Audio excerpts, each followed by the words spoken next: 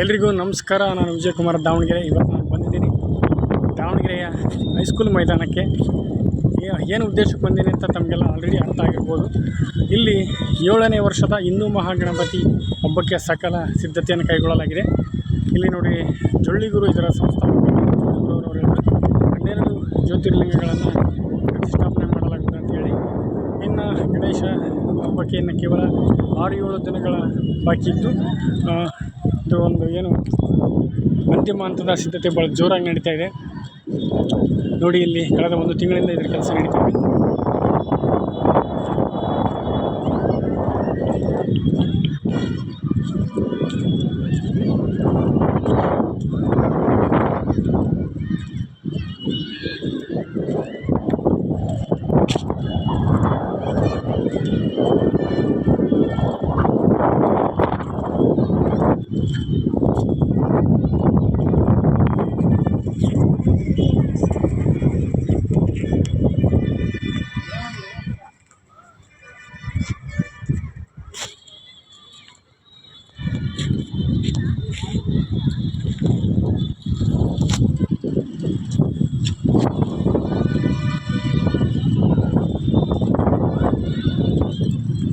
ಭಾಳ ಅದ್ಧೂರಿಯಾಗಿ ಈ ಬಾರಿ ಗಣೇಶನ ಹಿಂದೂ ಮಹಾಗಣಪತಿ ಆಚರಣೆಗೆ ಸಂಪೂರ್ಣ ಸಿದ್ಧತೆಯನ್ನು ಕೈಗೊಳ್ಳಲಾಗಿದೆ.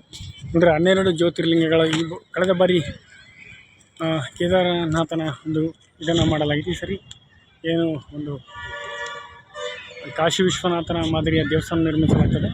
ತದನಂತರ ಇದು 1 ತಿಂಗಳ ಕಾಲ ಈ ಉತ್ಸವ ನಡೆಯಿದ್ದು ಅಮ್ಯೂಸ್ಮೆಂಟ್ ಕೂಡ ಇರುತ್ತೆ. ಚಿಕ್ಕ ಮಕ್ಕಳ ಎಕ್ಸಿಬಿಷನ್ ವ್ಯವಸ್ಥೆ ಕೂಡ ಇರುತ್ತೆ. ಭಾಳ ಅದ್ಧೂರಿಯಾಗಿ ನಡೆಯುತ್ತೆ ಇದು. ಚಿತ್ರದುರ್ಗ, ಶಿವಮೊಗ್ಗ ಬಿಟ್ಟರೆ ನೆಕ್ಸ್ಟ್ ಮುಂದಿನ ಒಂದು ಆಚರಣೆ ಇಲ್ಲೇ